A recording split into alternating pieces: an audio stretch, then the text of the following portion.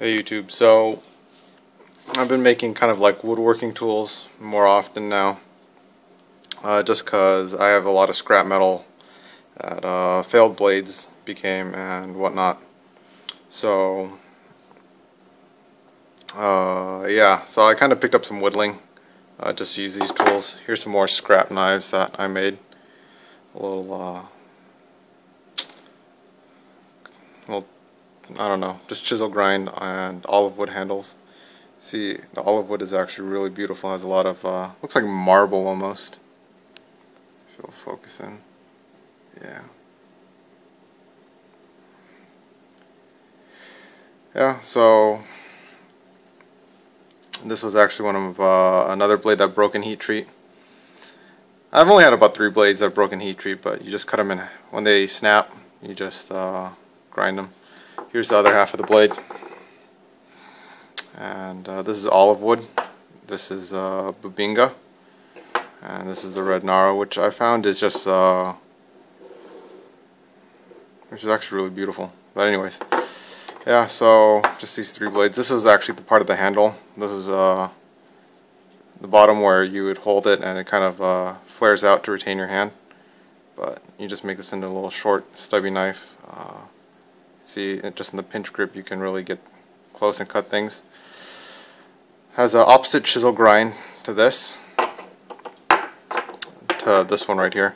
If you look, if they're both facing the same direction, the grind is on the other side.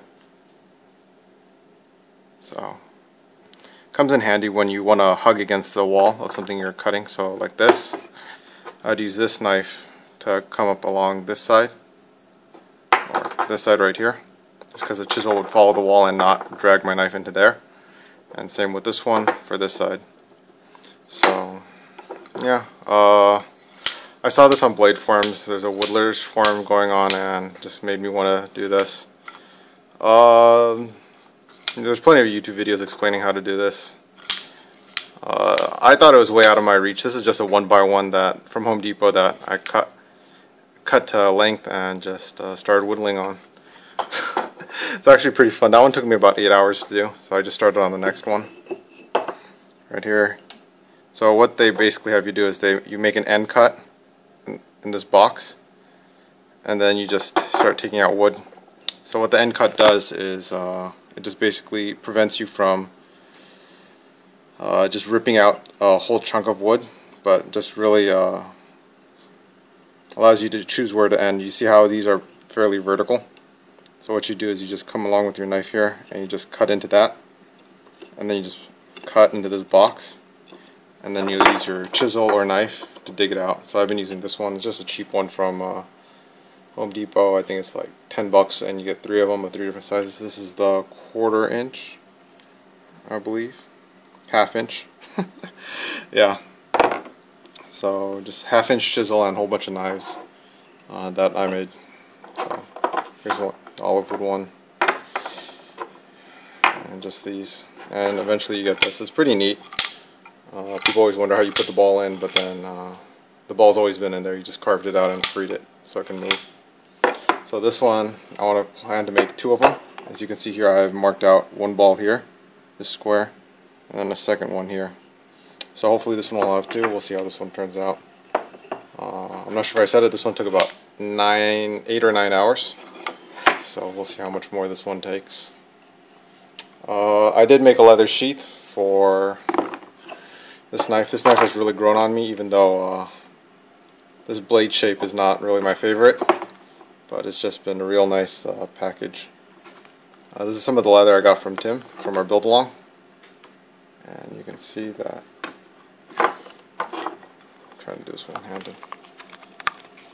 That it fits really nice. It's a real deep carry, or it covers a lot of the handle. So nothing fast, but it's just a pocket sheath, and it retains fairly well. I think it's not going to come out unless you pull it out. I also have some 154 cm blades,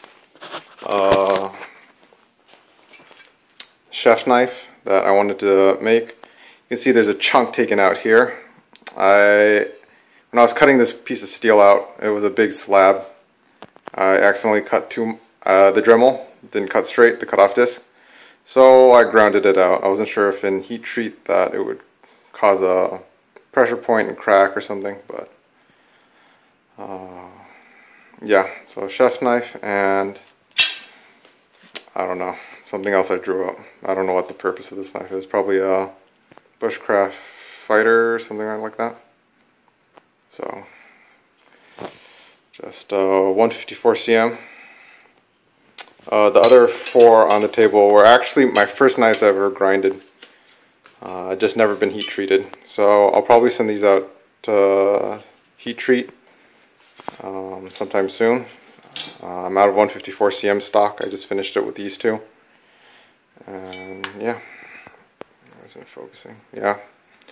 So yeah, these are some of my older style knives. The designs weren't that ironed out. These are a lot more smoother or flow better, you know. Just from the making excuses. Just from the experiences I've had. Also playing with this. Everyone seems to be getting an acid wash. True oil for finishing wood. Beer for killing time. And some other knives that I made. But anyways, I'll probably send these out and handle them eventually. I mean, these were basically from, I think, 2 years ago. So, and I just finished these last week. So, I don't know. Sending these out to get for a heat treat has always been hard. I don't want to entrust them to the mail. But we'll see what happens. Maybe I could find somewhere local to heat treat. Alright, thanks guys. Thanks for watching.